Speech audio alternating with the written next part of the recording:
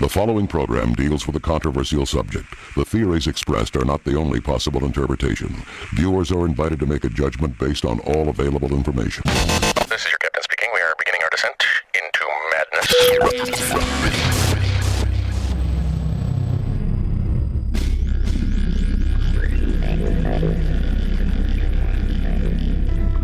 Open your mind.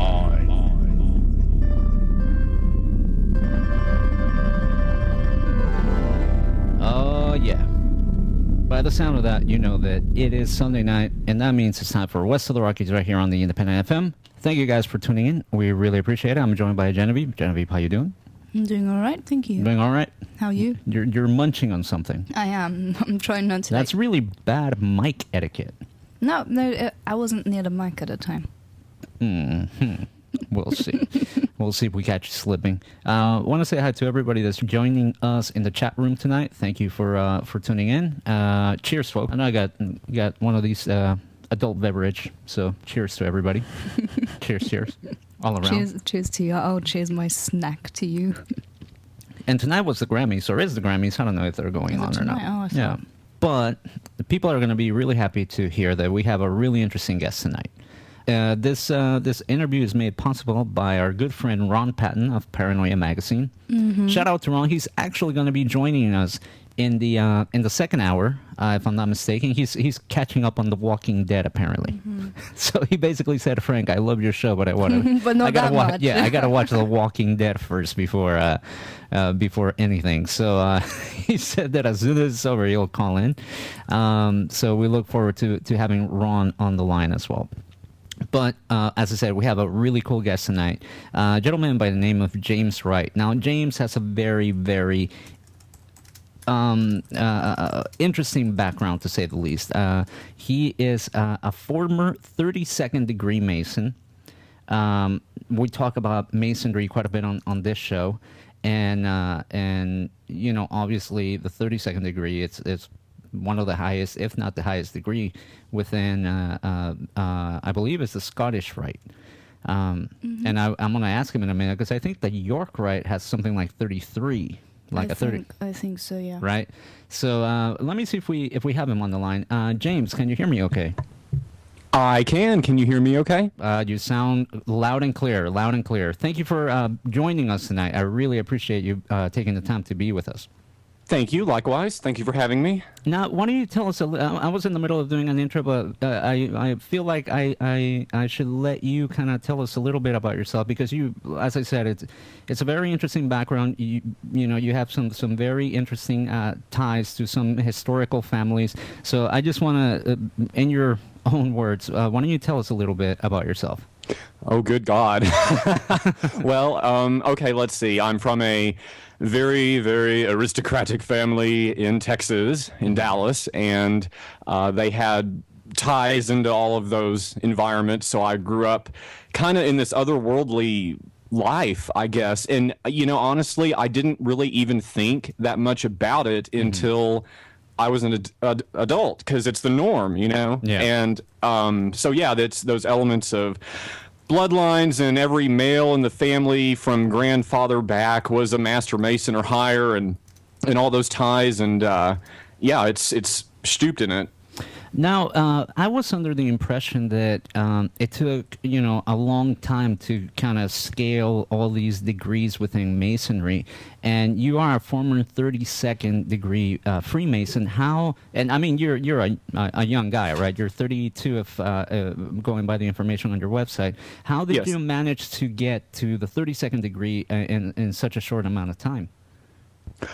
Well, I suppose you could say that I did it very dedicatedly, and I really gave it all I had. And the Blue Lodge is what takes the primary amount of time, because when you go in and you get initiated as an entered apprentice, that's when you really have to learn the bulk of it, and it's really arduous and daunting, and it takes forever. And then there's, of course, the fellow craft and the master mason after that. But you already kind of know the language, so to speak, and so it's a little bit easier. But once you have that master mason, then you're eligible to go on to the York Rite, the Scottish Rite, and now the Shrine, which it didn't used to be. Used to have to be York and Scottish before you could go Shrine. But that's how most guys, I would say, it takes. I don't know, 2 to 3 to 4 years to get through a Blue Lodge. For me, it took about 2. Wow. And what are some of the things that you are expected to do in order to ascend degrees? We, at least in my case, I've read a few books on Freemasonry, and the one that comes to mind is the one by William Schnobelin, if I'm saying his name correctly, which was Freemasonry Beyond the Light. And in it, he talks about this very intricate rituals and things and things that the candidates have to memorize to kind of go up into the higher degrees. Is that the kind of thing that you guys have to do? Yeah, that's pretty on target, I would say. It's very detailed, very military precision ritual work, footwork, etc., choreography, whatever you want to call it. And is what, they say in Freemasonry that nothing is ever written down. That's correct. Mm-hmm. It's all oral tradition, so you have to learn it mouth to ear, as they say, and that's how it's done. Now, and I'm going to open the floor for questions in the chat room, or people that have questions, they can tweet us as well. But I know that there's a question already from one of our regular listeners and friends of this show, Tattoo Guy, who is actually a Freemason himself, and I think he's not that. I guess he recently joined the right From what I know. And he was asking where am I? I just lost it. Where in Texas are you from?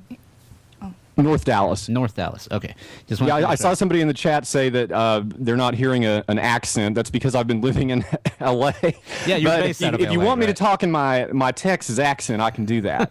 That's pretty cool being able to switch between the two. Now, one of the things, obviously, there's a lot of mystery surrounding Freemasonry, and there's a lot of almost like folklore tales. What can you tell me about Freemasonry? I mean, I remember, again, reading various books on Freemasonry. That's something like after the 7th degree is when Freemasons are kind of introduced to some darker themes within the Brotherhood. Is it as nefarious as, I guess, some people believe it is? I mean, I suppose you could say that after you take what you're hearing is the number 7. If you went and you took the additional 7 degrees of the York Rite, then that would kind of open that gateway. That is true. Just like going and doing the 4th through 32nd degrees at the Scottish Rite will do the same thing. But right now, in Freemasonry, there's a culture that has arisen where the York Rite is becoming increasingly less and less important and being kind of systematically, purposely bankrupted. And the Scottish Rite is what has the emphasis on it now. That's where all the power players are. Oh, wow. Speaking of power players, we know that something like half of U.S. presidents have been members of the Brotherhood of Freemasons. And are related. Correct. And some people, when this topic comes up, and I find myself talking to people, a lot of people's reaction is like, well, what's so wrong about that? Why should we be concerned that we have these major players belonging to a secret brotherhood? How would you answer to someone with that question? Well, I suppose I should start by giving the disclaimer that I always do. I've always maintained, since I came out publicly against them, that the vast sweeping majority of Freemasons in this world are actually, believe it or not, really great guys. And they have no idea what goes on late at night behind closed doors, specifically to do with that Supreme Council of the Scottish Rite, which is the management apparatus of the whole entire thing globally, right? Based out of D.C. And a lot of them it's been my observation, even presently, a lot of them are simply unwilling to believe that their leaders can be involved in anything that is nefarious, and the proof of which has been staring everybody, the public included, in the face for years. Like a guest I've had on my show, Dr. Colin Ross out of Dallas. He's one of the leading psychiatrists in the world who has worked with the MK Ultra victims. In his context of doing so, he uncovered that, yes, it's absolutely a truthful statement to say that the Scottish Rite of Freemasonry financed those programs at Stanford. Oh, wow. Wow. Now, real quick before I forget, I wanted to ask you also, you're a former 32nd degree Mason. Why former? Did you choose to leave? Were you forced to leave? What happened? It was a little bit of both. What happened was I was recruited by the Supreme Council to go to work for them at the building in Dallas. And that was at the age of 28. I was the youngest Mason ever to go on Supreme Council payroll, like under 50 ever. And so that was a big deal. And it created a lot of attention on me in that environment. It made me like a public figure, so to speak, in that environment. And I was basically their poster boy. And the longer I was there, the more problems I ran into with like water cooler type little chit chat behind the scenes of these guys who were basically trying to run me, but had absolutely no authority. Were not my boss. And then were causing problems and creating a lot of unnecessary drama and a hostile work environment and everything. And my boss kept telling me, oh, be like a duck, let it roll off your back. It was what he would say. And I tried that, but it became so bad over the months and months that eventually I had a nervous breakdown over it. And then the chairman of the board forced me out. And that's when their harassment and all of that started immediately thereafter. Before I even considered sounding the alarm, blowing the whistle, whatever you want to call it. And now I got this picture of your. It's basically a diploma, a certificate of some sort with your name on it. And in it we read that you are indeed a 32nd degree Mason. What has the backlash been like after you left? I mean, this is stuff that I don't think most people are supposed to see, right? Like these certificates, and obviously the information you have put out there and made public. What has been some of the things that you've had to endure after leaving the Brotherhood of Freemasons? Intense gang stalking, like something you might imagine with the Scientologists.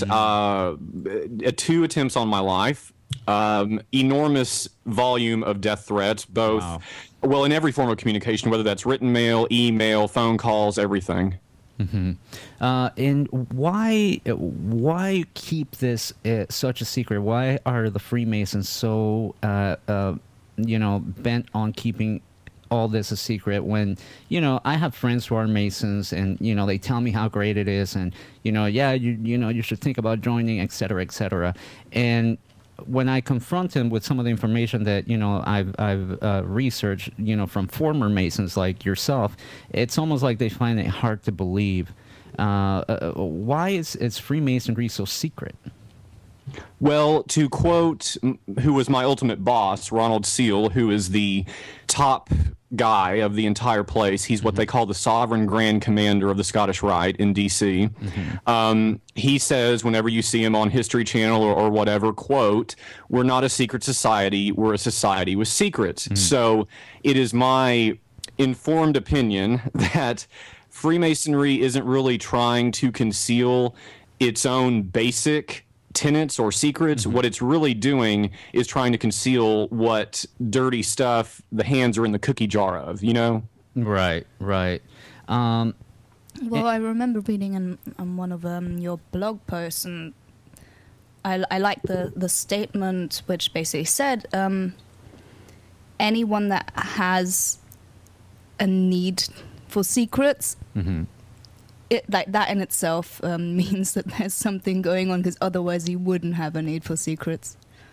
Right. Yeah, I agree. And yes, any, like, say, for example, in a time of war, I understand that maybe a military would need to have its secrets or whatever. But for this, I mean, you're talking about people who are judges, people who are in law enforcement, people who are powerful attorneys and financiers and all, the whole 9 yards. And when they're in cahoots like this on this level, then there's a problem, a big one. Now, on your website, which is dialm4mason.weebly.com, and we'll be posting the link shortly. And in your About section, and I'm going to quote, it says, he unexpectedly uncovers some of the most shocking revelations about this so-called, quote, international charitable fraternal service organization. What are some of these shocking revelations? One of the most shocking was I had a background in education in technical theater, and so I was familiar with stagecraft and all of that, and that's a lot of what the Scottish Rite rituals are, because unlike when you're the candidate going through them in the Blue Lodge, where it's a one-on-one experience, it's more like a college level where you're in an auditorium and you're just observing, you know, a ritual team do it for you, and then you stand up and take the oath off of a PowerPoint slide. And, you know, in mass. And one of the things that stood out and struck me very hardcore about it initially was in the 31st degree, Inspector Inquisitor, they use a real-life mummified corpse for no apparent reason as the body in the ritual in the degree. And it's really stupid to me because you could run to any stage supply and get a mannequin or, you know, whatever. And I just don't understand stuff like that. In D.C., they do it with the corpse of Albert Pike. They claim that there's paperwork on all this and that these people whose bodies they are died and willed them to the Scottish Rite, but there's absolutely zero evidence to support that. Wow. And let me ask you something, because, again, I have a lot of friends who are Masons. Well, not a lot, but I have my share of friends, I should say, who are Masons. But, you know, they tell me that one of the requirements is that, you know, you believe in some kind of higher power. It can be Christ, it can be Buddha, it can be anything. It's basically any kind of, you know, whatever suits your fancy. And as I read more and more, former Masons have stated that ultimately they are introduced as Lucifer, as the light bearer, and as the god of Freemasonry. And I may be paraphrasing poorly, and I apologize. Is there any truth to that? Yes, there's an immense amount of truth in that, because most lodges, Blue Lodges that is, around the corner neighborhood lodges in any town near you, they keep a copy of, like, the Bible and the Quran and the Torah on hand. So if you're from one of the big three religions as your background, then they have that to lay that book on the altar, because you put your hand on it and you take your oaths on it through each of the degrees, depending on what your particular flavor is, right? Right. Well, that being said, I witnessed all sorts of people. They claim that you have to have a belief in monotheism. That's the requirement, but that's not true, because I watched people I knew come in from the OTO, Ordo Templi Orientis, and take their oaths with their hands on a copy of the book of the Holy Books of Thelema by Aleister Crowley. Right. Wow. Wow. That is really something else. I had never heard of anything like that, but it seems that, as long as you have some kind of belief. And is it because they need you to believe on something in order for, you know, I guess, if I may use the word, truths that are revealed to the candidates later, so that they're more easily accepted, I guess. You know, it's almost, the way I see it, it's almost like they want somebody that has kind of like that attitude of recognizing a higher power and willing to submit to it, right? So that when you get to the higher degrees and they tell you, you know, some of these things like, you know, Lucifer and the light bearer and all that, you are, you know, you spend enough time in there that you're just accepting of what they tell you. Yes, I would say that they place a higher importance on putting your allegiance to them than whatever your faith happens to be. Now, I mean, as far as like this mummy thing, for example, if anyone wants to try and challenge that, then you know what? Don't take my word for it. Go to scottishrite.org and look for yourself and see how they admit that they keep his corpse on hand, Albert Pike, for their use. Wow. That's bizarre. No, I did remember reading about that, and even I can't envisage it, but I mean, what would motivate them to want to do that, you know? Is it it would be called necromancy. Is it just their need to, I don't know, have a ritual, just something they came up with for fun? Or... Well, I mean, I would say that the reptilian part of the brain, I don't mean shape-shifting reptilians, I'm saying the frontal lobe reptilian part of the brain, is very, very aligned with rituals. And that is the culture in there, because like I said, it's a very military precision. The Grand Lodge will come in and they will grade individual lodges. And if so much as one little piece of footwork is out of synchronicity or anything, then it's points off and the lodge can fail and all sorts of things can happen. And now, one of the things that I've noticed is that it seems that, you know, over the you know, couple of 100 years, I guess, that Freemasonry has been around, it has been mainly and predominantly for you know, white Caucasian males to join, right? And I know that women have their own little group called the Order of the Eastern Star, and I believe it's the Demo A is for like the young man, like the you know, like teenagers that, you know, are not that's all correct. So why is it? It seems that now Freemasonry has become more accepting of people of other, you know, ethnic backgrounds. You know, I have friends who are Hispanics and are Freemasons. I correct me if I'm wrong, but I believe that you know, the black community has their own the lodge. I think it's like the Prince Hall Lodge. Is there a reason why it was mainly, you know, predominantly, you know, white Caucasian men, and is it true that now they're more accepting of people from other ethnic backgrounds because the numbers have dwindled because of kind of, you know, some of the stories and the you know, accounts from former members that have been in Freemasonry and left? Well, it was my observation that the Prince Hall system is very much still alive and well, and it's still very segregated. To define just how segregated it is, any white regular mainstream Mason can walk into a Prince Hall Lodge if they please, but a Prince Hall Mason cannot in turn walk into a regular AFAM White Lodge. Oh, wow. And it's just kind of, now what I witnessed in Texas was really sick. Some of the leaders of the Scottish Rite, which I was around on a daily basis, were the type of wealthy white-collar Republicans who were the types that were ardently racist and liked to go and find a black guy to kind of look like they were friends with, so it looked like they weren't racist for political reasons. Wow. So that's kind of the culture of it, at least in Texas. Now, with the Hispanics, yes, I have noticed that there is a much larger amount of Hispanic Masons in California than in Texas. Wow. Okay, sorry, I thought Genevieve had a question here. Now, the other thing, and these are, you know, stories that I've heard from friends of mine that, you know, had no reason to lie. And, for example, one of them is, you know, we've all seen cars, and I think once we kind of open our eyes to some of the symbolism of Masonry, you know, like the square and compass and the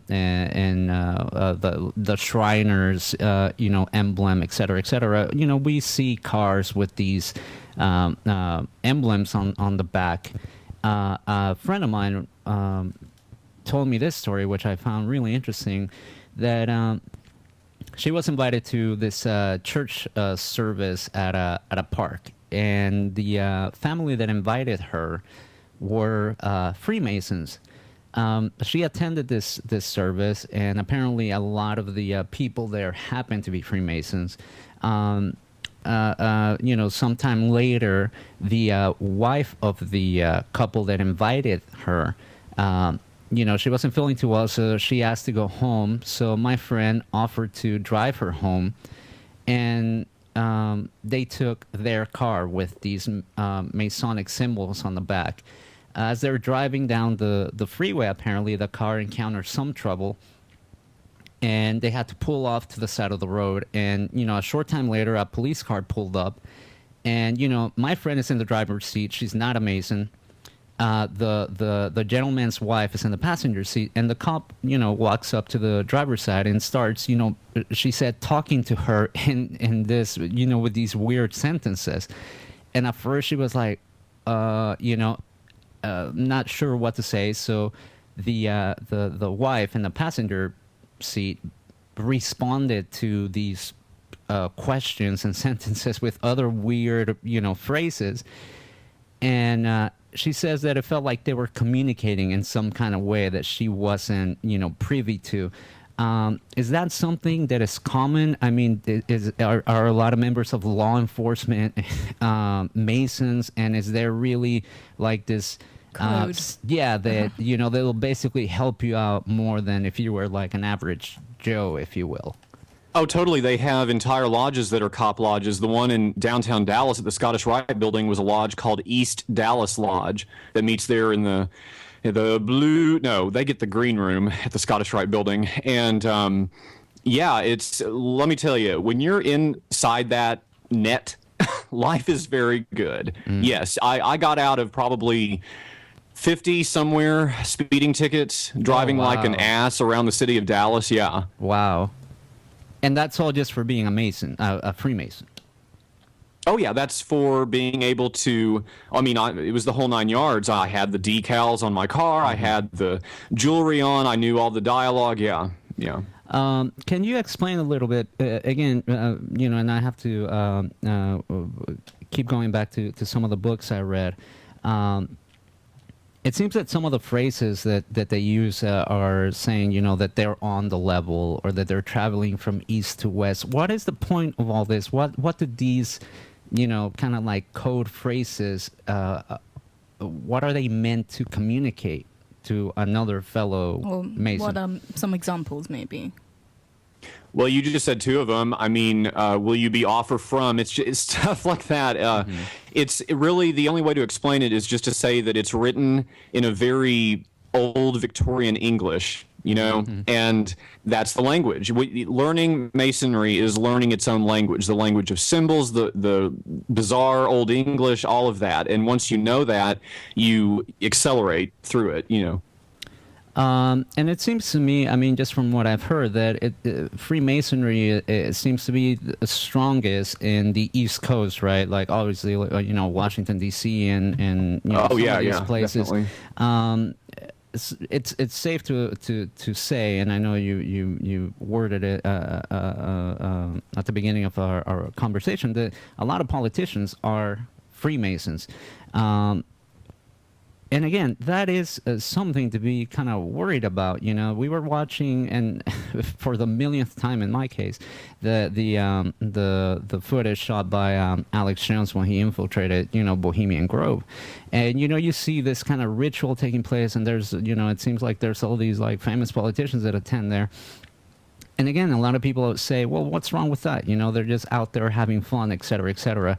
But to me, the problem seems to be that, you know, they're making some very serious decisions amongst themselves that affect, you know, really the whole nation, if not like the entire world subsequently.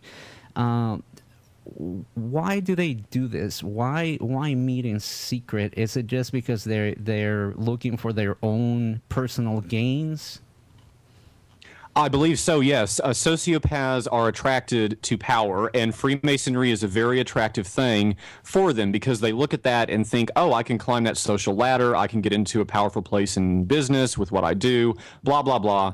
And that is exactly what goes on. And that's the danger in the equation, the real true one. It's not some one person that's hell-bent in black magic or something like that. No, it's this culture of lawlessness that's arisen out of this just ravenously hyena-like, jackal-like thirst for power.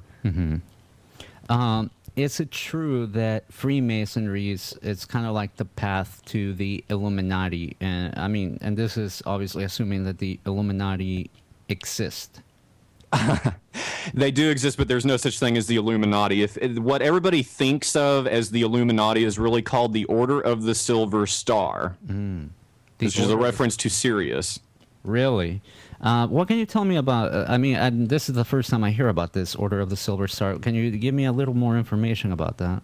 Who are the people that make up this? Who gets to get in this group, and in what company are they in once they make it? Technically, it's overseen by the Golden Dawn. That would be kind of the management apparatus of it. But see, the Golden Dawn is very mysterious. They don't meet in a building. They don't take attendance. Any of that. They don't keep books. So it's really difficult to ascertain unless you are in that how to spot someone else who is. But that is kind of where, like, so to speak, adepts in Freemasonry or various other places like Rosicrucians, etc., that they will go to retire in a manner.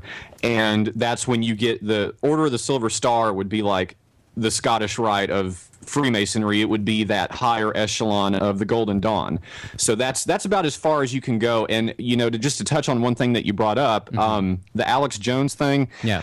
When he did that, I would submit that the Bohemian Club is one of the most secure places, secure facilities of anywhere in the world. And so he didn't infiltrate anything. He got in, he was in there. And I think that raises a lot of interesting questions about his character. Really? Oh, wow. That's really interesting. So you think that basically, and feel free to correct me, you're basically saying he's part of it. Like he has the their blessing to coming in and out of this place. Like there was no need to break in. That would, Well, I don't know him personally. We're both from Dallas, but wow. I know that you can't swim in by the creek. You can't parachute in. They'll know. They have radar. They have cameras everywhere. They have guards, dogs, and no, you can't just waltz in and hide in the woods. It doesn't work that way. Yeah, I mean, honestly, it makes a disturbing amount of sense that because I think that in his documentary, he kind of like stakes out the place, and then they kind of like wander through the woods into the parking lot, et cetera, and he claims that it was after he broke in that they took all the security measures as far as securing the perimeter. But I mean, you do raise a very interesting point that if this place is this kind of locked down section of the redwood forest, it wouldn't be that easy to just walk in there and start shooting the ritual. But to your knowledge, everything he showed was true and accurate. I mean, it appeared to be. I don't know. I'm not a Bohemian Club member, nor would I ever set foot in there. So no, I can't speak from a firsthand knowledge of that. But I mean, it seems to look like an elaborate ritual is taking place. But see, I think if you want my honest opinion on it, I think that something like that, because previously to Alex Jones doing all that little stunt of his, no one really even knew about it, right? And so now it's like another in-your-face type of thing, like with how, it came out about the Bilderberg meetings and all of that, and they just don't care anymore. It's like, we're going in, F you. And I think that's the direction it's taken, and I think Alex Jones was instrumental in making that happen for the Bohemian Club. Because let me tell you something about Jones, all right? Speaking as a Texan, a sixth-generation Dallasite, everybody there knows that when Alex Jones shows up to a peaceful protest, all hell breaks loose. Right. And everybody else also knows that Stratfor, one of his principal investors in InfoWars, is a defense subcontractor. So, one and one do not make two in this equation. Now, you said that you wouldn't, be part of something like Bohemian Grove. Is this, James Wright talking as the former 32nd degree Mason, or did you think the same thing while you were still a Freemason? No, when I was a Freemason, I would have likely gone. I would have been Johnny on the spot. If they said jump, I would have asked how high. And to your knowledge, are there any other groups like Bohemian Grove that operate in the U.S., made up of, powerful individuals? Obviously, Freemason being one of them, this Illuminati and Bohemian Grove? Are there more that we just simply are not familiar with?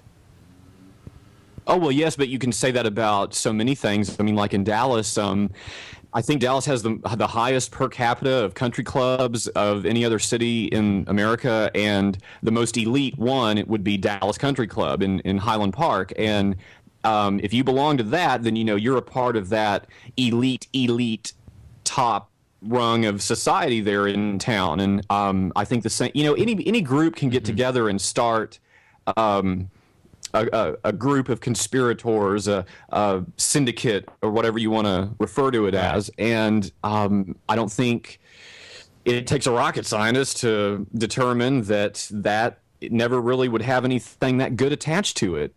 Right. I mean, this is really kind of blowing my mind. I'm trying to, process everything as the conversation Well, I was carries thinking on. the same thing. I mean, it's essentially, all these different places are essentially giant country clubs. Or I know in England they call them gentlemen's clubs because, well, yeah, only men are allowed to join. Can you tell me a little bit about the history? Because obviously the Scottish Rite and the York Rite, these are, places in the United Kingdom. How did they manage to cross over the Atlantic? Was it when, they came in and, colonized the first 13 colonies and that's why we have such a strong Freemason presence in that part of the country to this day? Oh, it started before that. The St. Clairs discovered America. There's a castle in Rhode Island and another one in Nova Scotia to prove it. And they handed a map to one of their Templar adepts, a man by the name of Christopher Columbus. You might have heard of him. And then he sailed and brought the Pilgrims. And what would you tell somebody that is thinking about joining Freemasonry? I have been asked that a couple times. What I've said to people is, if you feel that you really want to have that experience, then fine, go do it. But my advice would be that once it's done, leave. Do not make the mistake of sitting around there and getting snaked into that whole, work for us for free, volunteer, give, because all they want is your money and your time to further their own enterprise and do all their labor for them so they don't actually have to pay anyone to do it. And they're not paying any kind of taxes already anyway because they're a 501c3, and it's really ridiculous. It's funny because when you phrase it that way, it sounds very, very similar to what goes on in Scientology. Is there any link between the two? Yes. Before Aleister Crowley was anything, he was a 33rd degree Mason. He went on later in life to become friends with a man named L. Ron Hubbard. Right. And who L. Ron attributes most of his inspiration in that too. So again, don't take my words for that. Look up their own quotes. Right. No, very true. And I know that on your website, download for mason.wibbly.com, you post you have a blog and you post some videos, and I believe it was one of the most recent videos. You talk about Scientology dying. And again, I see a lot of parallels between the two. Obviously, you have a lot of powerful men that become that become members of the Brotherhood of Freemasons.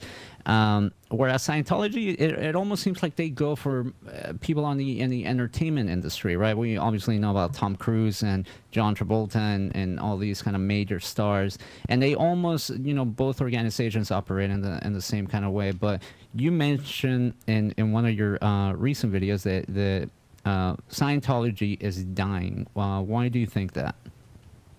Well, I'm frequently down on Hollywood Boulevard as the Los Angeles news correspondent for a European station where my show is on.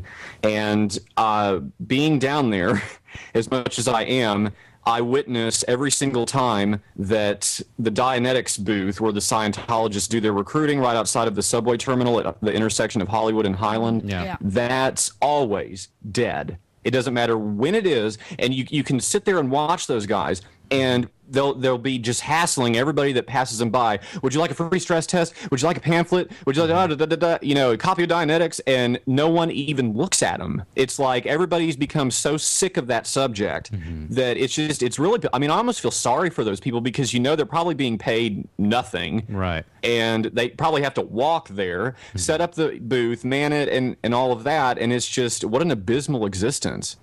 Oh my God! With Freemasonry, what are some of the things that initiates and members have to do in order to stay in a good standing with their lodges? I mean, are there fees that they have to pay? Are there duties they have to carry out? Are there like community service hours? What are some of the things that?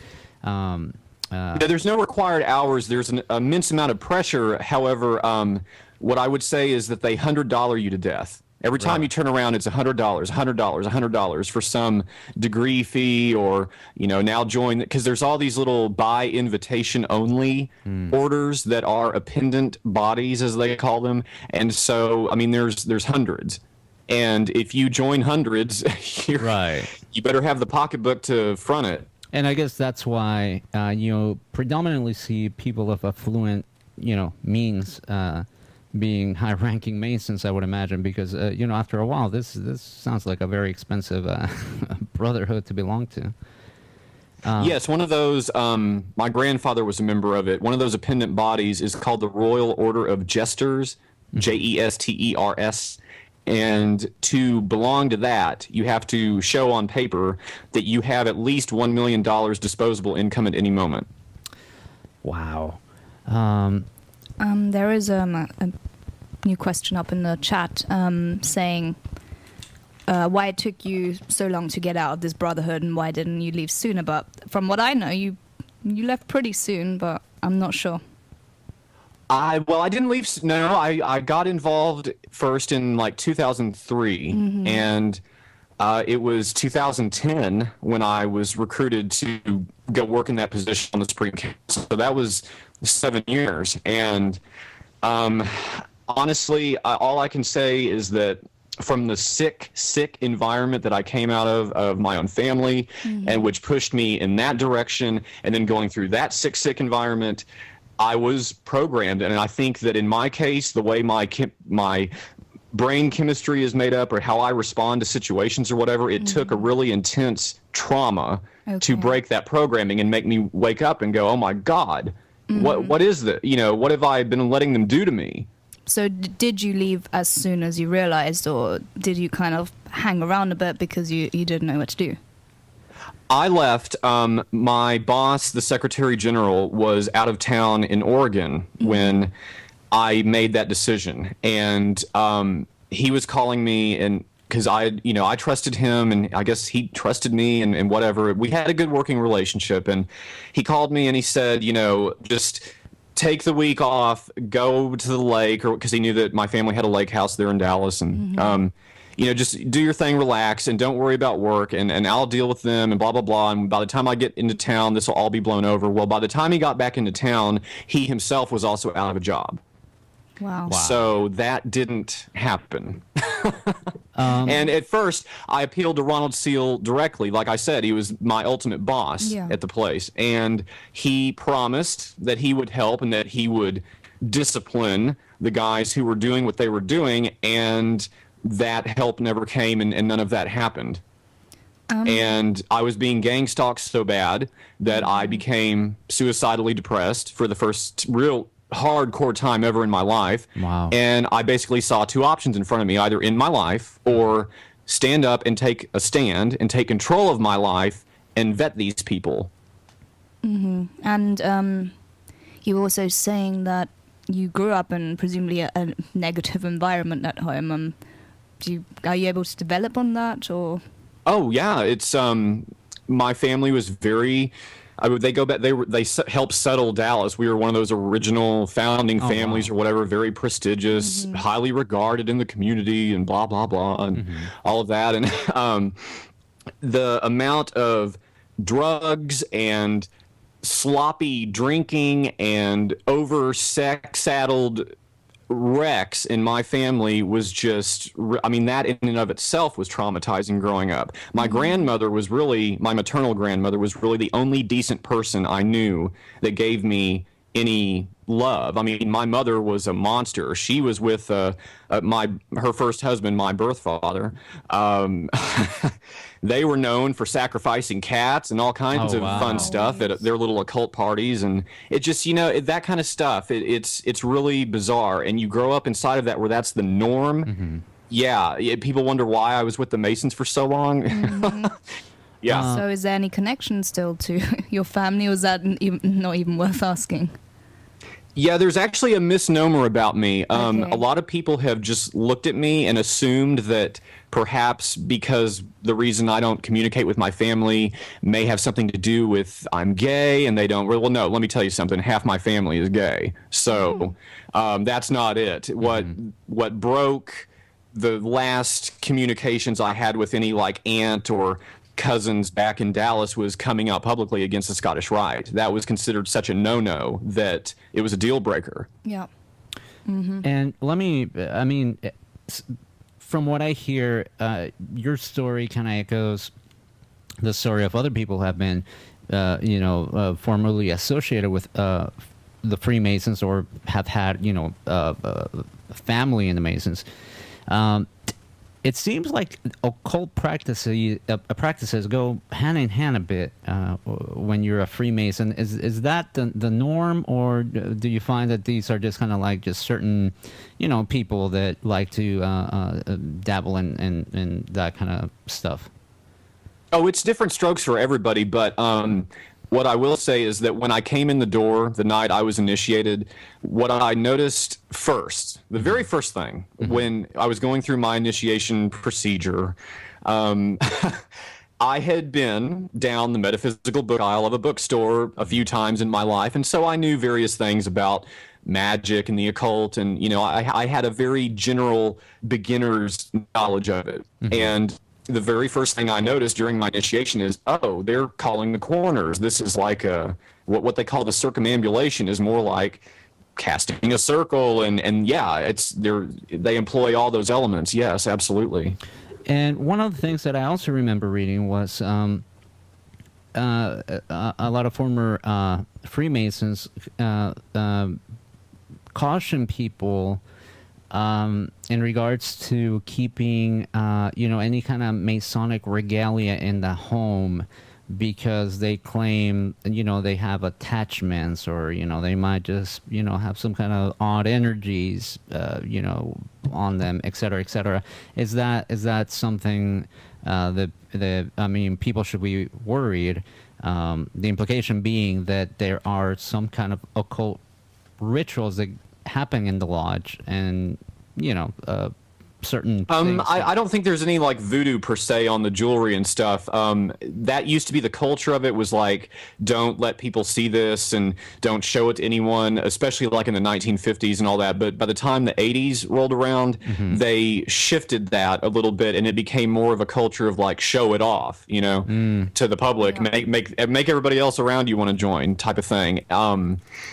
So yeah, but as far as energy and stuff like that, broaching on the supernatural, I would say that Scottish Rite buildings themselves, just given the sheer number of years of age of them and number of rituals that have been conducted in them over that 100+ years, yes, you're playing with very powerful forces. I've always used the analogy, it's like a kid that found his dad's gun. Wow, that's really something. I don't know if we have a minute still to ask about your connection to Princess Diana and what the story may be behind that, in terms of... Well, she would be a cousin. It comes out to be 9th cousin for me, so she'd be my mother's 8th, and...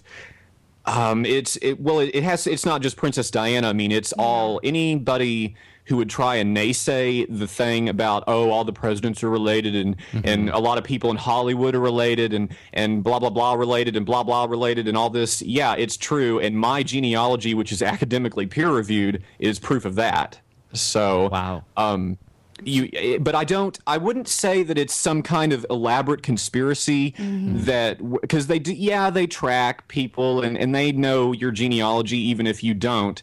But when you're coming up why do you think I got that job at the Scottish Rite? If I would have been Joe Schmo, that would have never happened. Right. We're going to be heading into our top of the hour break, and we're going to come back. But before I do that, I wanted to ask you, how easy or difficult, for that matter, was it for you to leave Freemasonry? It was extremely difficult. Just to answer a quick question in the chat, my Mother Lodge was John L. DeGrazier, number 1349 at 5300 Forest Lane in Dallas. And the other lodge I belonged to was Northern Star, number 377, which met at 500 Harwood in the Scottish Rite building in downtown. Thank you for that. Anyway, it's...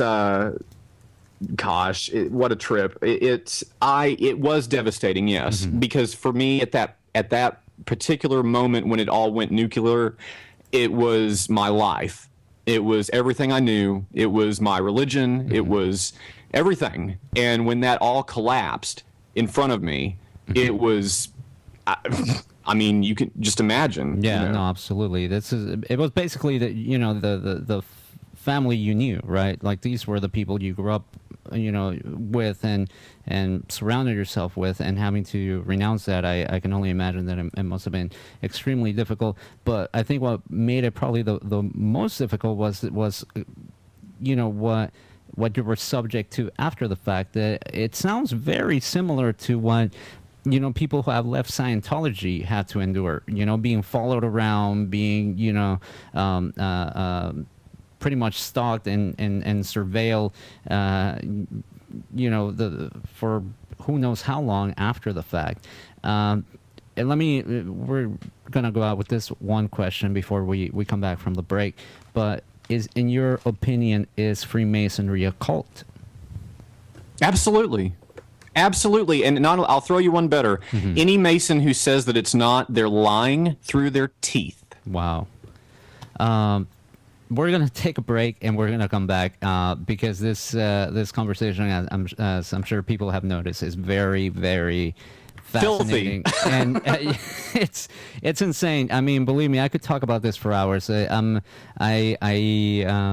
am more really fascinated by the Freemasons since I was, I think, in my early teens, and somebody showed me like the back of the dollar bill and some of the symbology behind it, and they told me that the Freemasons were running the government, et cetera, et cetera. And ever since then, I probably was like 12 or 13. I've been kind of fascinated by this whole thing. So I want to thank you for being with us tonight. If you're so kind to just hang on the line while we play a couple of songs, and we come back, we'll talk some more. And I think Ron will be giving us a call as well to say hello. So is that all right, James? Do you have a few minutes to spare while we? Oh no, absolutely. And I love Ron. I'd love to say hello to him. So yeah. Awesome. Well, thank you, James. I'm gonna just keep you on standby here, and we're gonna play a couple of songs. I know we got a request, right? We've got a couple, so we got a couple. What's the first one we're gonna play? Well, we're gonna have a little Pink Floyd section. So nice. And this one is for.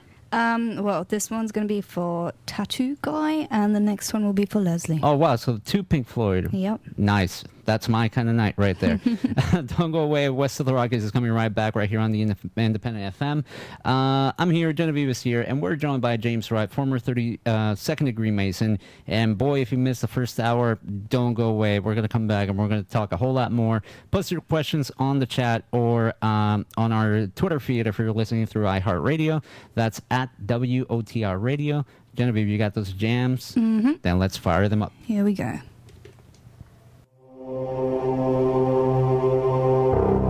What's up, guys? This is Jorge Diaz of Paranormal Activity, The Marked Ones, and you're listening to West of the Rockies with Frank. This portion of the show is sponsored by Haunted Orange County, your premier source for all things haunted in and around OC. From haunted history ghost walks to ghost group hunting expeditions at some of SoCal's most haunted destinations. Make your fall plans early and book an upcoming tour or investigation today. Visit HauntedOC.com.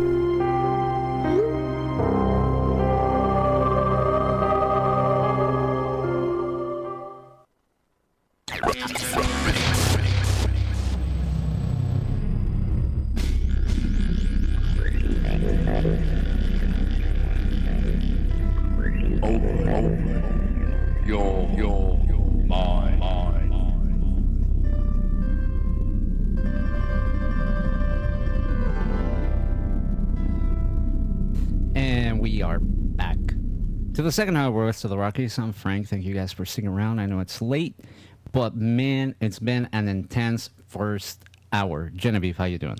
I'm doing great. I'm just here listening and absorbing all the info, you know. Eating some weird snack. Some crunchy ramen crunch. There you go, folks. Asian that's snacks. What Genevieve is. It's all into. Thank you guys for sticking around. As always, I'm Engineer Frank on Twitter, West of the Rockies on Facebook. Our buddy Jimmy, who's going to be with us tonight, Jaime Roque on Twitter. And don't forget to like us on Facebook, facebook.com/West of the Rockies. Genevieve Uwe on Twitter. Let me check if James is there with us. James, can you hear me okay? I think James will be back with us shortly, but I wanted to plug his website, which is Dial M for Mason at Weebly, right? Weebly, I think. Weebly. I don't know. I think that's I know you posted it there. Yep, it's on our Twitter and it was in a chat. Okay, cool. And let me see if we got James back on. What do you tell people where they can find you on social media? Well, you can look me up by my full name, which is James Robert Wright on Facebook. And on Twitter, it's at JAY Dallas, Texas, all spelled out. And that's where you can find me. Very cool, very cool. And I think we got Ron Patton on the line. Let me check here. Ron, are you there, good sir? Let me check. I'll be right with you. Ron Patton of Paranoia Magazine is joining us as well. Ron, how are you, good sir? I'm doing all right, thanks. How are you guys doing? Oh, we're doing great. We're doing great. This the first hour has been quite intense, and I'm looking forward to the second hour. Ron, thank you for making this interview possible. Why don't you tell people where they can find you in Paranoia Magazine? Well, if they come down to San Diego, I'm at 630 C Street, number 16. And you can also go to www.paranoiamagazine.com for any upcoming events we might be having. Very cool, very cool. And real quick, Ron, why don't you tell me how you and James got in touch? Well, I believe it was back when we had the Paranoia Con back in August. Okay. Yeah. And so he knew Frater X, right, who was a presenter at the Paranoia Con. And so he came there, and we got to meet, and we hit it off really well, and so we've been in touch ever since. And now, Ron, I know you're quite familiar with Freemasonry and this topic in general. When you were talking to James, what was your impression? I mean, he's a very eloquent young man. Did you find the information to coincide with some of the stuff that you knew and had researched in the past? Yeah, not only that, but there are certain individuals that are putting information out on Freemasonry and the Illuminati, which I just felt was either disinformation or misinformation or something entirely different. And so that's, I think, our common ground. We both agreed that there were, there was a lot of spurious theories regarding Freemasonry and what's referred to as the Illuminati. And so it was very refreshing to find somebody who, was a Freemason, like Frater X, and who basically pretty much coincide with what I was thinking. But, I mean, they were on the inside, so they know best. And I know that, Ron, I've had you on the show before, and we've talked about mind control and those kind of topics that, has taken us down some very, very dark paths. But James, in one of our emails, you were telling me about a book, Freemasonry's Cult Abuses, and apparently there's a bit of a trouble with one of the people helping you write this book. You don't have to go into that if that's something that we can't talk about. A bit, but a landslide. If you're free to talk about it, please do. But I wanted to ask you, what are some of these cult abuses that the title alludes to? Well, I think pretty much everything that I've been explaining thus far. I mean, it's the stuff that they did to me in the context of that job, forcing me to work upwards of 90 hours a week. Wow. Having to practically live in the building. It became so overwhelming, so daunting, and so just debilitating that it was. And they had private doctors who were giving me, speed to come up, Valium to come down. Wow. So it was very controlled and regulated. It was insane. And then all the emotional abuse, the verbal abuse, all that. Yeah. That sexual harassment constantly. That it's just so. I mean, you hear this and it's almost hard to believe that this is what's going on in such a huge organization. But I mean, I guess for the people who are familiar with it shouldn't come as a huge shock. Now, what's the deal with this book? Is this book gonna make it? Is it gonna come out eventually? I suppose that no, it's been out. It was released on New Year's Day of 2012.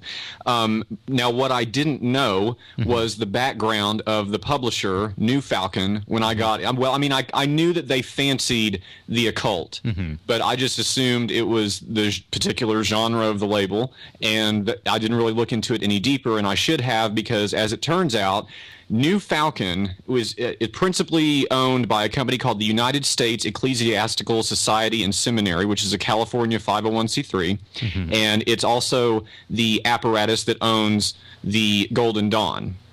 In particular, the Israel Regardie lineage of the Golden Dawn, that half, because there's either the McGregor Mathers half or there's the Israel Regardie half.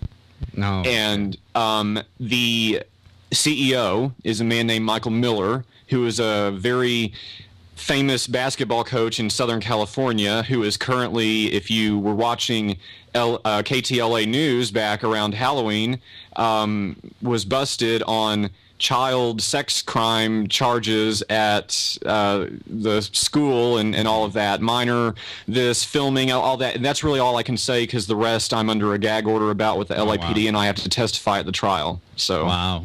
Oh my. What is the fascination? And Ron, feel free to chime in, because I'm sure you got some information on this. But what is the fascination with these almost? Excuse me that I find hard to put the word out there, but it's almost like pedophilia. It seems like a lot of these men they get tangled up in some of the with either pictures of young boys, et cetera. Why is that just as simple as they need leverage on people, and they kind of steer them in this direction, so if they ever try to get out of line, they'll pull this out of the bag and go like, oh, if you try to do anything, we got this on you. Is it just as simple as that, or is it more of an occult type of thing, an occult practice, like sex magic or some Aleister Crowley type of thing? Or why is it that, I keep hearing this coming up, these kind of like sexual misconduct and scandal and et cetera, from, people that have been involved in government and in turn like Freemasonry, et cetera. Well, I mean, from my perspective, there are individuals that are, steeped in the occult, and, they truly believe in what they're doing. They believe that there's this exchange of energy that takes place with a child. And then I think we talked about this before regarding the different ceremonies at different ages. I know that there's the age of 3 ceremony, and a little too graphic to talk about, but they truly believe that they're doing a favor for the child and also gaining a certain amount of power themselves. And then there are, on the other side of it, I believe that they use the occult or sex magic or whatever you want to call it as a form of trauma, and they may not even really believe in it, whatever you want to call it, Satanism, Luciferianism, but they play off people's belief systems. And so I think those are the two angles I look at when people are being traumatically abused or ritually abused. And James, does that sound pretty accurate? I mean, does that kind of ring a bell with, whether it was, your own personal experiences or just stuff that you heard around while you were with the Freemasons? No, it does. Like I said about my grandmother being the only person in my family that loved me, I think I believe 100% that she is the only thing that kept me from falling victim to that at a young age as a child, because my life was actually pretty much good, and considering how sick my family was, I was okay because I was with her most of the time. And then she suddenly died when I was 16, and that's when the storm started. And yes, that stuff goes on. One of the earliest memories I have in life of having like a serious conversation with my grandmother was I couldn't have been any more than 4, and I didn't understand why. I had a little friend next door who was also 4, and I didn't understand why I wasn't allowed to walk down her front sidewalk and out the electric gate and next door inside their electric gate and so on. And she would tell me, you can't. It's too dangerous. There are cults in this world that will kidnap you. Oh, wow. Wow. Just like that. Just because of outright. your status and your family status, or just... Yeah, she said because of what you are. Okay. Wow. Jeez. Let me... I'm trying to get my head around it.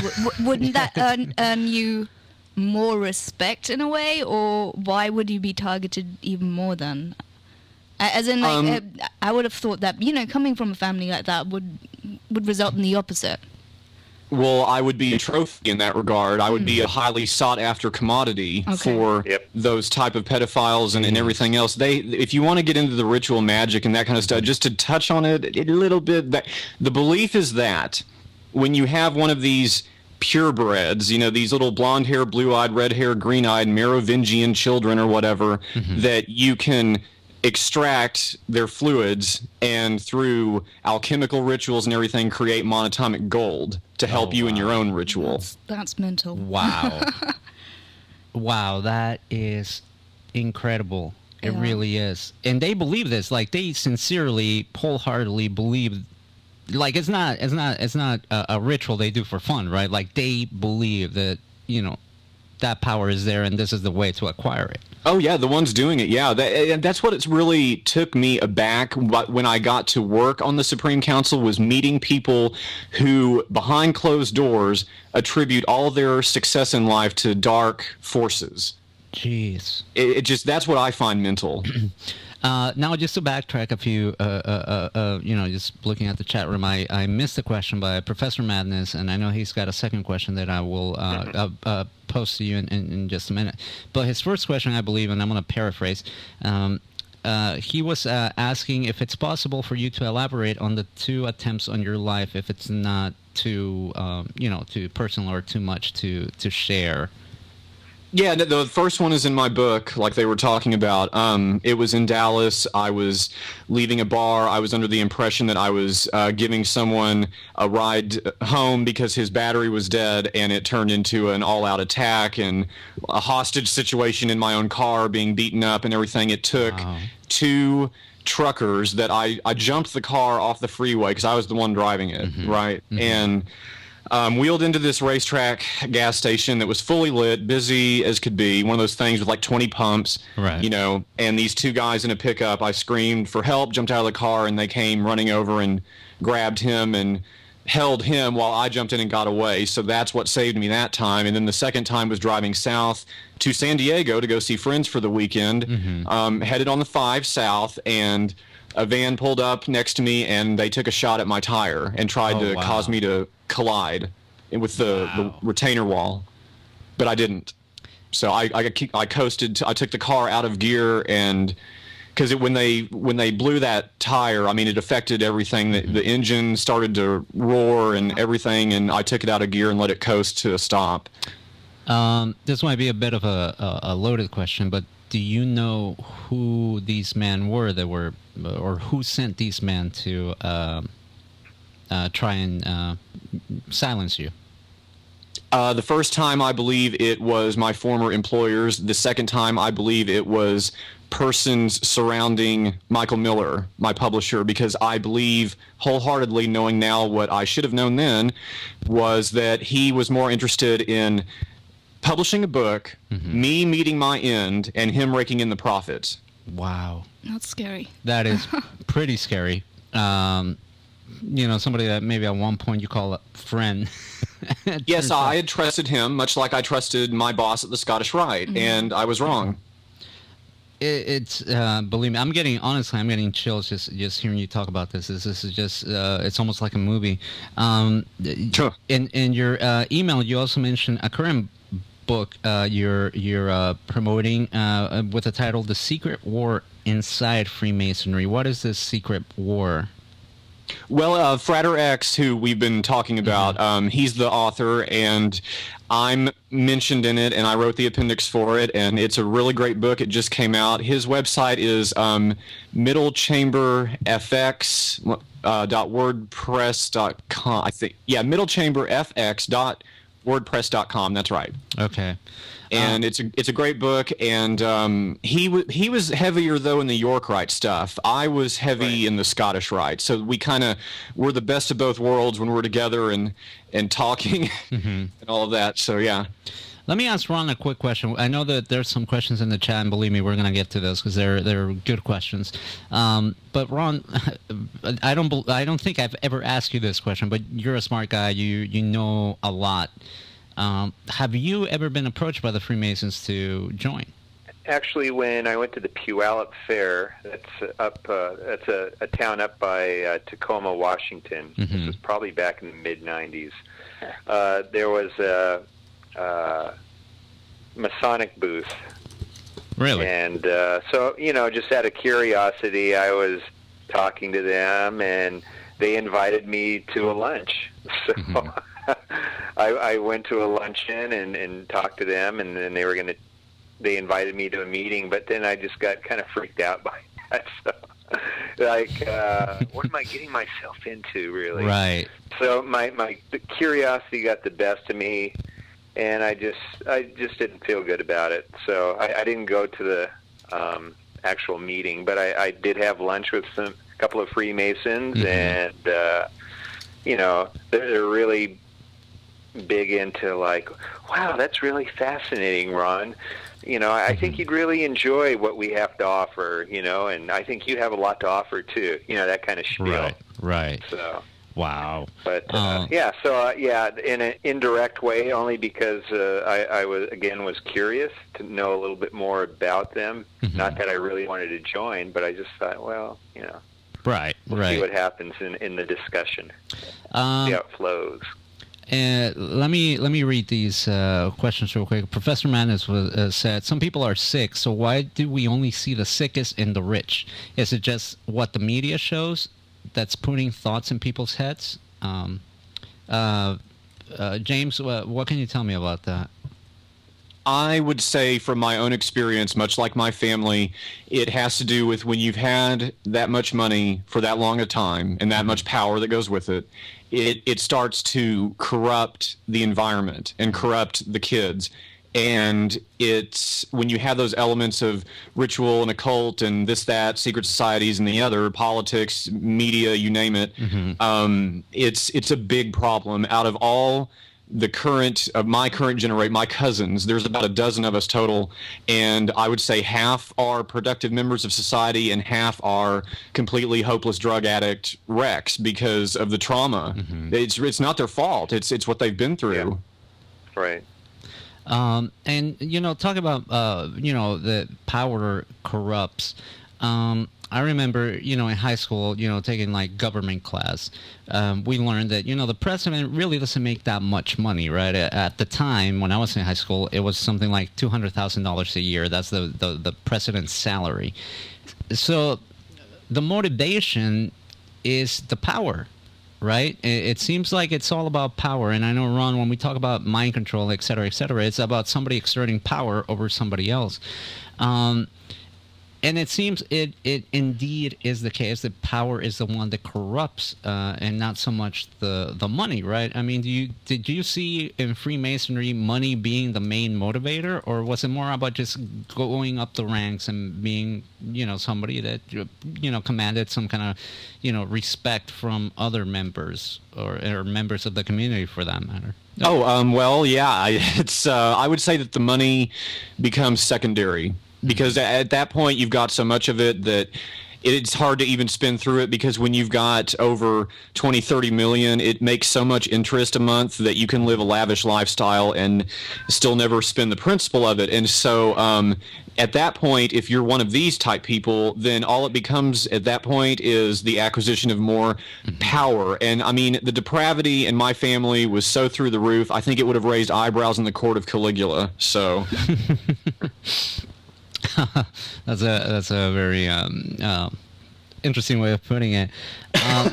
We have another question from Tattoo Guy, and he wants us to ask you which degrees involve the young children in occult things. He says that he has never seen anything remotely like that in the Blue Lodge. Well, yeah, like you mentioned in your when you were opening the show and everything, and you were talking about the various groups and things. D Malay would be the group for young boys, so that would be like the Boy Scouts. When I worked at the Scottish Rite building in Dallas, it was no small secret that there had been, and I recall this on the news as a kid watching it on TV.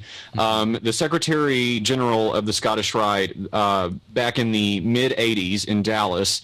Was involved in a very huge pedophile scandal, so big that there were literally dozens and dozens of victims. It would turn into a huge class action lawsuit. The guy died in prison. But it was all, by the mid-'90s, it was all swept under the rug and forgotten about. And they've removed any kind of reminders, any pictures of people who were involved from the building. There's no traces left. It's all in storage in the basement. And that's just the culture, there is cover it up. That's where Freemasonry F's it up, They start to cover for themselves before they even examine what went on. Wow.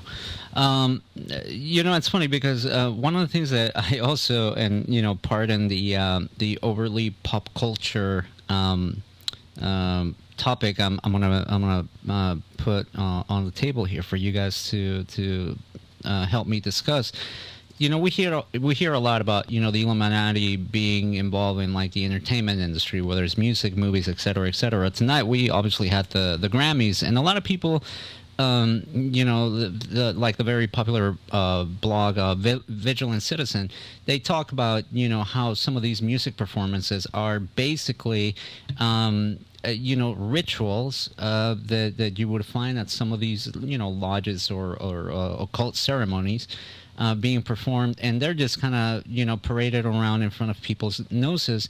Let me start with James. James, do you watch these type of shows, and if you do you see any similarity going on with, for example, like a Lady Gaga or a Katy Perry performing a song and doing some interesting routines and choreography? Do you find that similar to some of the stuff that you've seen as a Freemason?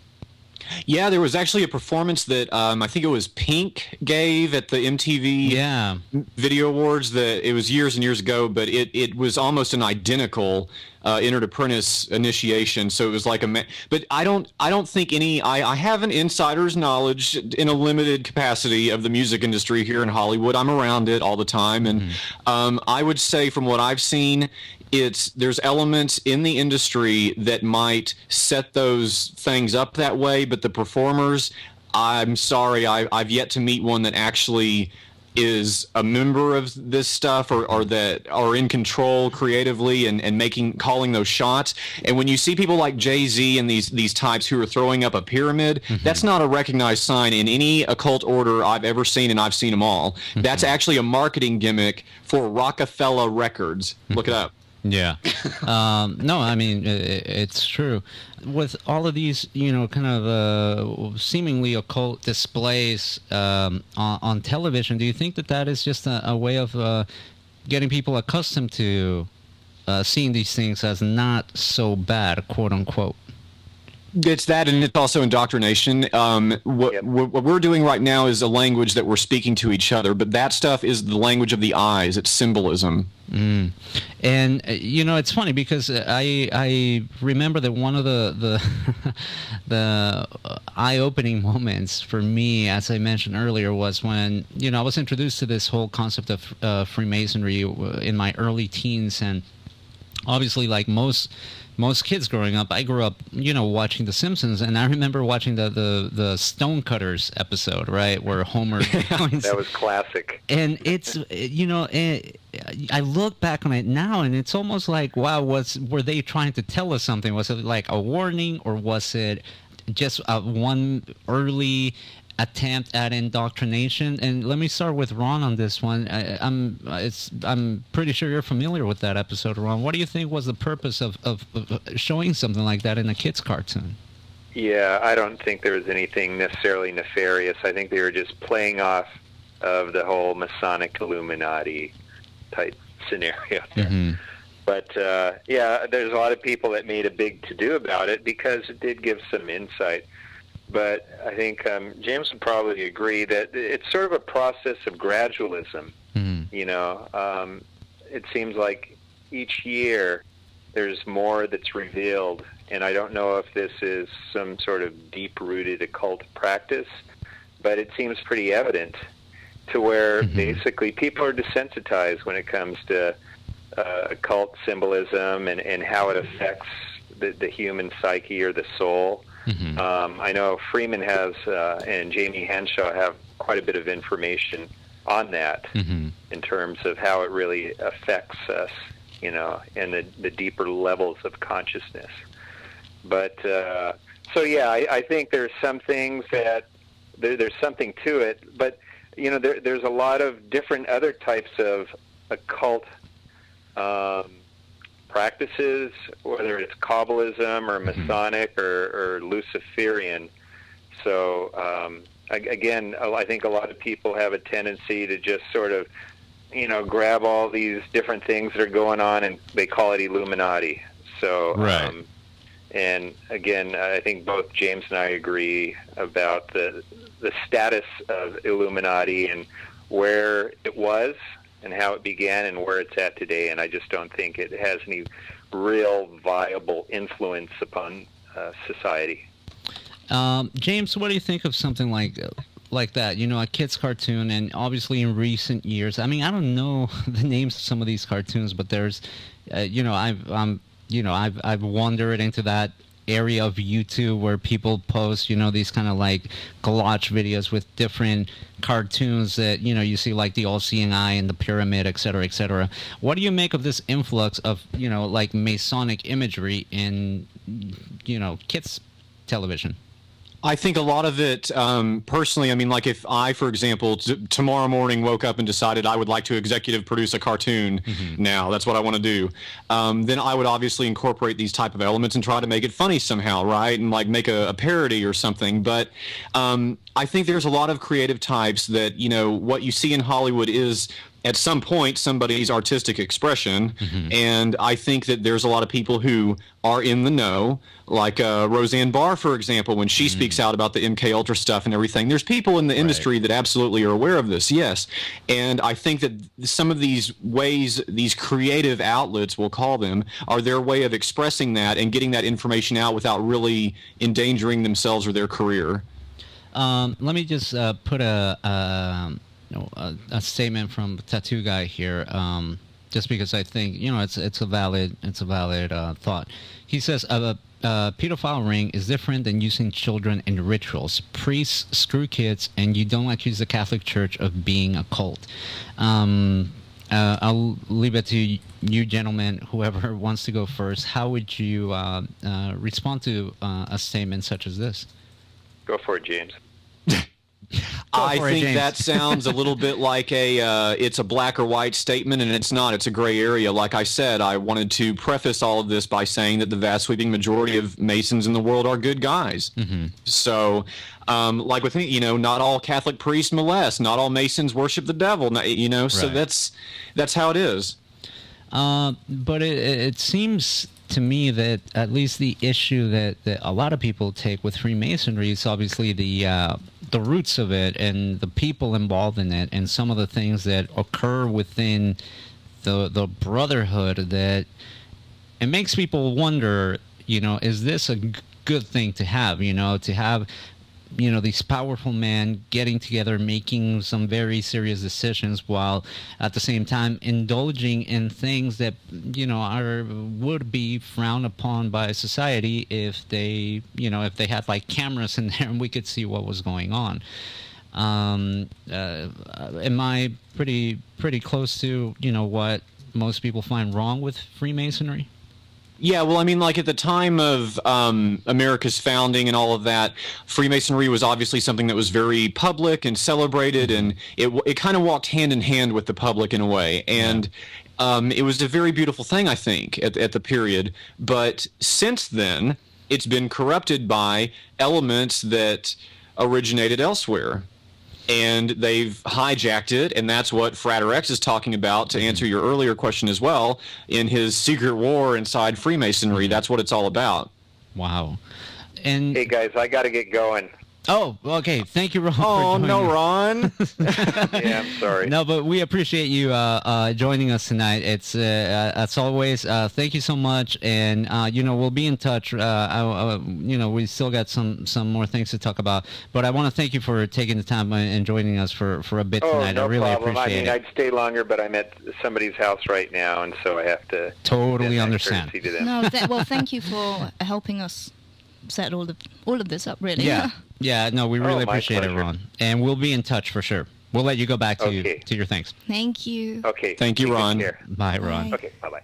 One of the things that I remember reading, and I don't know if it was like Howard's Inn but it was one of these kind of like, very, very in-depth history books.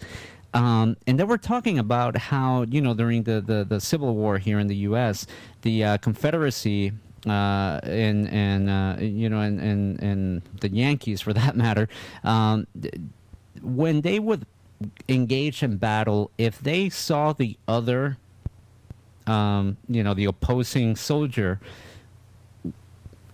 carrying some kind of, Freemason, like the square and compass, like on his coat or something like that, or like a necklace, that they would literally, stop shooting at each other, so to speak, and they kind of like do their little handshake and like walk away.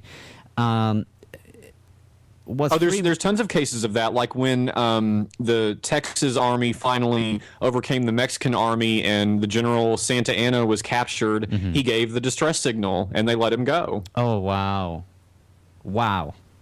That's so. This is historically a fact that Freemasons were on both sides, even apparently in a completely different side, which was in Mexico in this case. Is that how embedded Freemasonry is in the fabric of our country? I mean, we will never, and I'm not trying to imply that we should get rid of them, but I'm just saying that if you wanted to, eradicate Freemasonry, it would be pretty close to impossible, correct? Absolutely. Explain to me how Albert Pike, who was found guilty of Confederate war crimes and brought up on charges of treason, had to flee to Canada, has a statue erected of him in Washington, D.C. Why? Well, see? Yeah. So it's boy. And let me ask you something, because we've talked about this topic for almost 2 hours, and I get the vibe that Texas is a very Masonic state. Am I correct in that assumption? And why is that? Why Texas? How did everyone kind of just gravitate to Texas because it was kind of like a Freemason friendly state, almost like the Utah is to Mormons? Why is that? I'm not. Well, my family fled there because they were fleeing the burning of Atlanta when the Civil War was happening. So a lot of people went there to seek refuge or amnesty or whatever you want to call it, because Texas was a country still at that point, and you could do that. It remained neutral in the Civil War. and it's always been such a powerhouse of industry and oil money, gas money, all that kind of stuff, and it's crazy. That's all your power players. There is more. I would say Dallas ranks as the fourth biggest city, but it's really the third now. So you got New York, Los Angeles, and Dallas, Fort Worth. And Dallas is really the unofficial headquarters of the Scottish Rite. The DC stuff is more the pomp and the ceremony and the front for it, and make sure they're right there in that political hot seat and all of that. But the true power is in Dallas. Now, another question I had, because again, I think it's really hard for people that maybe are not familiar with this topic to grasp some of these things, and I remember a long time ago I was talking with a friend of mine, and I had a map of Washington D.C. out, and I was showing him how the streets make up like a pentagram, and another part of the map looks like an owl, which a lot of people say is like the owl of Bohemian Grove, et cetera, et cetera. Are those streets, and is the layout of that city really set up to look like these Masonic / occult symbols? Well, yes. I mean, designers and city planners had to lay down and do those things. So I think that would be a clue to who those people were. Mm-hmm. And like if you look at a map, most people don't know this, but if you look at a map of the Dallas-Fort Worth metro area, it's a giant phallus. Wow. Perfect shape. Wow, really? I'm gonna have to go on Google Maps here in a minute, just make sure that. Yep. Look at the freeway outlines. Yes. Wow. Well, I thought Genevieve had something. No, I mean it's just really, like I said, if you tell somebody who's not familiar with this particular topic, it all sounds so crazy, right? I mean, we're talking about an organization that's so rooted in our country that they could even, build entire street grids to look like symbols. They're in the highest levels of government, et cetera, et cetera. What is there anything that the people can do? Like, what can we do? What can we be expected to do? Is this something that we're just a reality that we have to face? Is that what it is? I would say this to both Masons and public alike. If you think for one moment that these leaders of the Grand Lodge of any particular state or the Scottish Rite Supreme Council or any other governmental body of the place are nice people, no. I reject that hypothesis entirely. I've been there, I've done it, and you, Mr. Joe Schmo Mason, have not, and you never will. You'll never be invited to that environment, that inner circle, that top of the pyramid, because you're not good enough for them. That's how they feel, and that's how they view you. You are industry fodder for them. They don't care what you think, what you feel, or what you want. Wow. And that's coming from an organization that calls itself a charity-based charitable organization, right? Well, if an average lodge has about $1 million on the books, why is it that they only donate about on average $10,000 a year to charities? Wow. Which actually, and I know we're running out of time, so I'm gonna. I just want to sneak this last question in here. Who are the Shriners? Because it seems like they're kind of like another branch of Freemasonry. I know here in LA we have, the Shriners Children's Hospital, and I remember seeing old pictures of them riding around in go-karts with their little funny hats in parades. Who are the Shriners, and how do they play into the whole Freemason thing? Well, it used to be one of the more elite retirement kind of, so to speak, places of Freemasonry, in that you had to be a Knight Templar York Rite, 32nd degree Scottish Rite before you could even apply for the shrine. But because the membership was dying out so bad, they redid those rules about, I think it was 2007 or 2008, and they made it to where now, as long as you're just a new Master Mason, you can go straight into the shrine. Oh, wow. And okay, last question, because, and this, forgive me, this is kind of like a random question, I'm aware, but I figure if anybody would know, it may be you. I also live in LA, and I drive around LA quite a bit, and there, for years, there was a huge Scottish Rite Lodge on Wilshire, Yes, it's closed. Yeah, and it's closed. Like, what happened? I remember even I met up with Ron at the little theater that it's across the street for a chemtrail conference. I think like a year or two ago, and we were walking to his hotel room, and on the way we decided to stop by and take a few pictures of this huge. I mean, it's a pretty fancy looking building. What happened with it? I mean, did the Masons just get up and leave? Many. Yeah, I mean, it's. I think we've seen a couple that have like for lease signs. What is that telling us about Freemasonry? At least here in L.A. or Southern California, for that matter.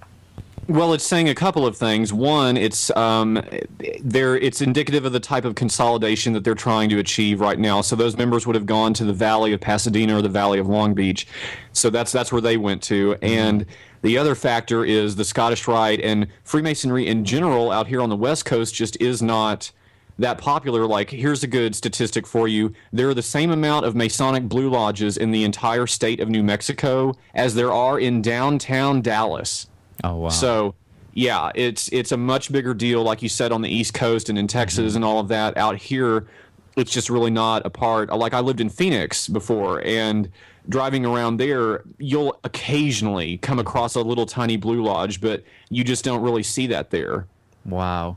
And do you, I mean, obviously, again, you may not have the answer to this particular question, but what would happen to a building such as the one there on Wilshire for the Scottish Rite Lodge? Like, it's huge and it has these intricate carvings, like, did they... I think it's getting back into an element of bloodline with that specific building on Wilshire, because it's my understanding that the family that owns Guess Apparel bought it. Oh, really? And they want to turn it into their own little private museum. No way. Oh, wow. Yes way. Wow. Frank, I'm gonna have to give you the little private tour of Hollywood Boulevard and point out just how Masonic it is. Honestly, we're gonna have to set that up because I'm really interested. I am really interested in doing something like that with you. So we'll definitely be in touch, and maybe we can do something like that, because believe me, I'm quite fascinated by it all, and it always amazes me how much is right under our noses, literally, and we're just not in tune with it. Like, we just don't see it. So I definitely will take you up on that offer, because if it sounds like if there's anybody that can show us all that, is definitely you, James. And with that, I want to thank you so much for being with us tonight. I mean, this has been honestly one of my favorite shows, and I don't say that a whole lot. Well, thank you. That's a very nice compliment. And I want to, if it's all right, put to rest a little issue that's been going on and seems to be metastasizing in the chat room. Okay. To the Mason that has tattoos, I suppose. Yeah, you're sitting there having a knee-jerk reaction defending that place. How dare you, brother? How dare you? I did not turn my back on that place. They turned their back on me, and they did what they did to me. I never did anything to them. So if you want to talk about our oaths, they broke those oaths. I didn't. I was not the oath breaker. If an oath is a contract, they breached the contract. So stick that in your pipe and smoke it, brother. Anyway, James Robert Wright, thank you so much. And I want to thank everybody in the chat for all their questions, comments. I mean, this is the beauty of this show, in my opinion, the fact that we can come to the table and just put it all out there. And, I think ultimately it's everyone's individual decisions to make, actually, as to what to make of the things that we discuss. And I want to thank you, James, for being so gracious with your time and so open with your story and your experiences. And tell us one more time, where can people find you, reach you? I'm sure you get a lot of emails and messages from current and former Masons and people who are not Masons that probably just want more information. So where can people get in touch with you? There's actually a great deal of Masons in this world that support me and believe in what I'm doing. They just don't. Awesome.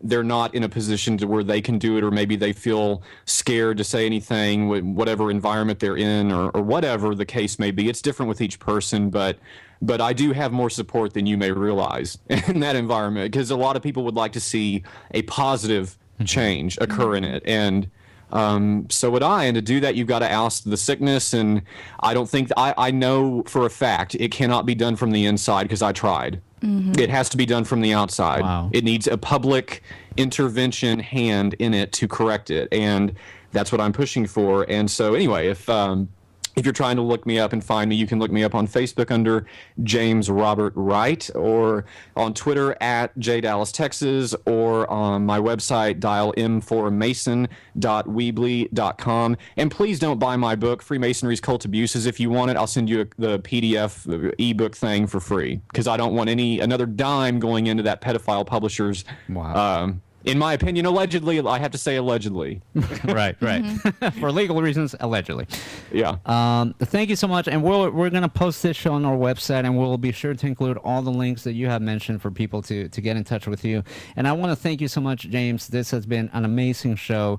I hope that we can do it again soon. And like I said, if your offer stands, I will gladly take you up on it. And I would love for you to show us around all the kind of like Masonic occult places around Hollywood. Yeah, no, it would be an honor. Show. Awesome. Thank you so much, James. Thank you. And we'll be in touch, my friend. Thank you so much, both of you, and y'all have a lovely evening. You too. Have a great night. Thank you. Bye. Wow. Genevieve, we only got a few minutes before we go, but give me something. Well, I don't think while I catch my breath. I don't think I can add much more, but all I can say is, if I was in a situation like that, I don't know if I would have the guts to go ahead with it, because like everything else aside, Yes. it's scary. It is. Like when you take that first step, it's either all or nothing. You either go with it or you don't say anything in the first place, because it's dangerous, Yeah, it's. It takes a lot of courage, and of course, I want to thank everyone that tuned in, because they're the ones that we make this show for. Yeah, and we hope everybody had a good time. It's been an interactive chat session with everyone there. Yeah, definitely, and that's what we enjoy. So again, big thanks to James, and obviously Ron Patton of Paranoia Magazine. Definitely check him out. We're going to be posting this show later on in the week with all the links to Paranoia, and obviously I've to already James. posted a couple. And yeah, thank you for doing that, because I'm sure there's some people that would probably be interested to check that out. So if you miss any part of it, keep a lookout on our Twitter at WoTRradio, or our website, WoTRradio.com, or our Facebook, facebook.com/West of the Rockies. And as soon as that post is ready to go, you bet you will see it on there. I want to thank you, Genevieve, for Thank you. for writing this out with me. It's been intense. Honestly, probably one of the more intense shows that we've had on here, which is great. Yeah, and honest, and I think that's what a couple of people said in a chat. That it's good to have someone who's just outright honest. Yeah, absolutely. So we're gonna go out with a little porcupine tree, because why not? Right? I feel like that's the kind of vibe you wanna take home or to go to bed with. So definitely enjoy this one. Take care, be safe, God bless. Don't do anything too crazy. We want to see you back next weekend. In the meantime, enjoy this song. Don't forget WOTR Radio on Twitter. WOTRradio.com is the website. West of the Rockies is the Facebook. Tell your friends, tell your loved ones, tell anybody that will listen to you to check it out. Genevieve Yue on Twitter. Jaime Roque on Twitter. I myself, Engineer Frank on Twitter. Take care, guys. Have a great night. Enjoy this one. We'll see you next week. And here we go. West of the Rockies with Frank the Engineer on the Independent FM, Los Angeles.